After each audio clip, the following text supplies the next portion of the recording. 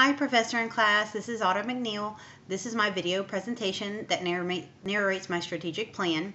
I based my strategic plan on the hospital and organization that I work for. I work for a large organization that has a satellite facility in the Texas Hill Country. We just opened in August in 2015. So analyzing my hospital was kind of an experience for me. So first we did a SWOT analysis, which analyzed the strengths, weaknesses, opportunities, and threats within my hospital organization. Through the SWOT analysis, I found a pattern in the weaknesses and threats, which were both negative feedback from patients as well as increase in the readmission rate.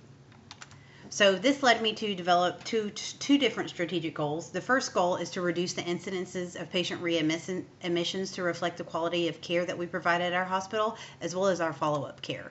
The second goal involves improving patient experiences throughout their hospital stay, and both will be reflected within the next 6 months, and we'll come to an evaluation at the end of 6 months.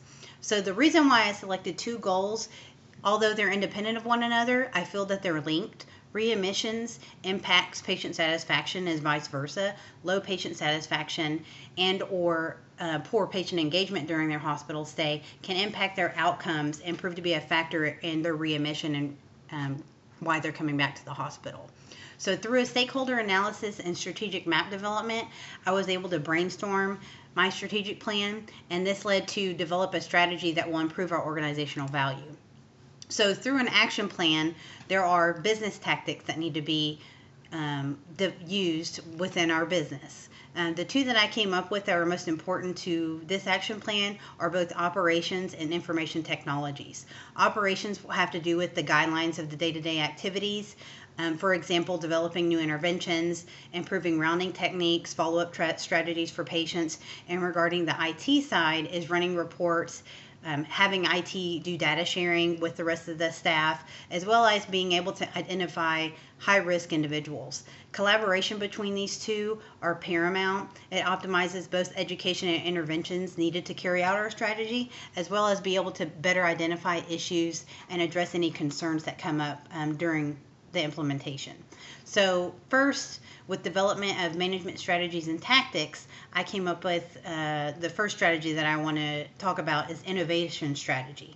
This strategy is important because it gives empowerment in order to inspire employees. We want them to innovate and create their own visions as well as set individual goals. And this allows for growth and maturity within themselves and is aligned with our organizational vision. So it's very important.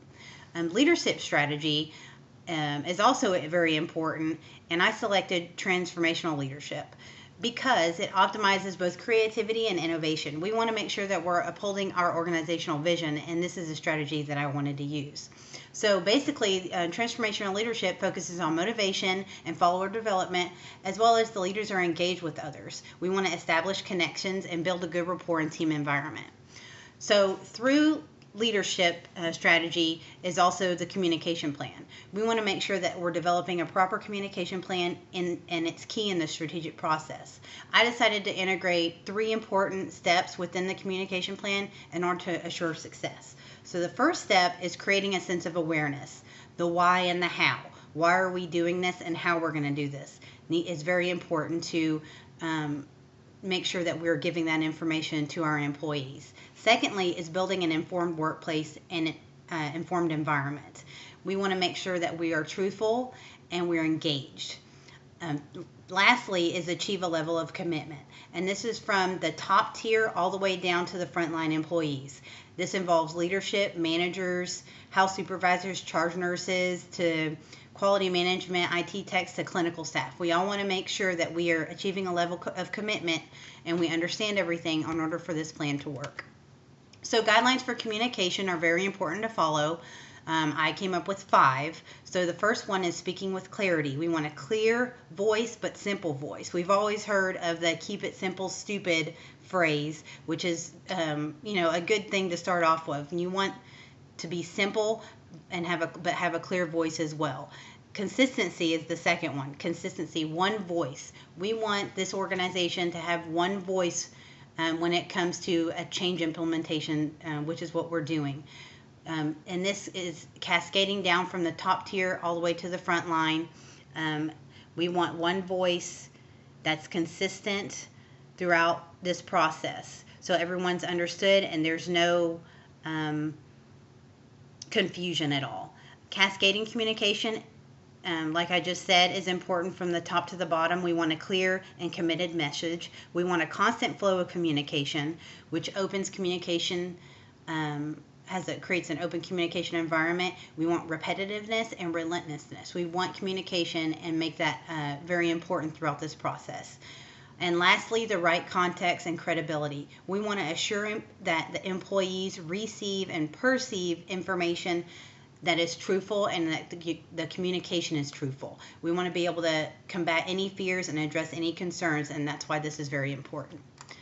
So next is formal and informal communications that can be used within the communication plan. This includes, for example, meetings with leadership that go down to staff, as well as being able to use organizational newsletters or HLC. So within our hospital organization, we use a program called HLC, which is an e-learning and internet learning. Our employees can log on, listen to videos, PowerPoint presentations, and it's basically an available resource and tool and can be used as a formal communication. Informal communications include written communications such as emails and updates, notifications, as well as using the notice boards that we have within the departments, as well as providing and gaining personal networks is important form of informal communications. Broadening contacts, creating a coalition team to be able to help with this strategy is also very important in broadening contacts. Managers and leaders are expected to create a team environment. We want to engage employees in the new processes, procedures, tasks in order to reach our goals. We want them to do good decision making, have good decision-making skills, be effective communicators, as well as inspire and motivate employees. They need to take the time to understand employees' needs in order for them to take advantage of the tools and resources that are needed. So lastly are evaluations. Throughout the entire process, we're going to assure that our goal has been met. In order to do that, we're going to be doing evaluations. So we're going to do monthly internal evaluations with the assistance of the IT department, and we're going to distribute data to managers and quality management to be able to see if there's any improvements that we can make month to month. So finally, at the 6-month mark, when we're all finished and 6 months is over, we're going to run final reports and compare to previous months as well as to our control groups. So for readmissions, we're going to assess for attainment and reduction of 30-day readmissions, and we're going to compare that to the previous months as well as the control groups, which are 3 other different hospitals that are acute care hospitals with similar services that they provide, as well as secondly the national average we're going to compare to see if we've met our goal. So in improving the patient experience, we look at the Press-Ganey scores, which are also called HICAP scores. It's a score level ranging from 0 to 100 that patients use with the Press-Ganey surveys that they get in the mail or via email. So we're going to be using a control group, 3 different control groups: the national average, the state of Texas, which is where our hospital is at, their average of acute care hospitals, as well as 5 other rural hospitals that are similar with their services. So there's going to be 3 different control groups that we're going to compare to. And basically, we want to reflect an increase in our HICAP scores or our Press-Ganey scores that are lacking, and we want to see a consistency in those that were previously met. So in conclusion, through our goal attainment, we want to assure that cost containment, decreasing readmissions, maximizing the quality and cost structure, and decreasing our financial penalties from CMS, which is Centers for Medicaid and Medicare Services, are seen, as well as increase in asset utilization. And revenue and growth, which is improving patient experiences, it's reflected in that, will optimize our reputation and increase loyalty. We'll see patients come back and be repeat customers, as well as spreading the word and giving us a good reputation.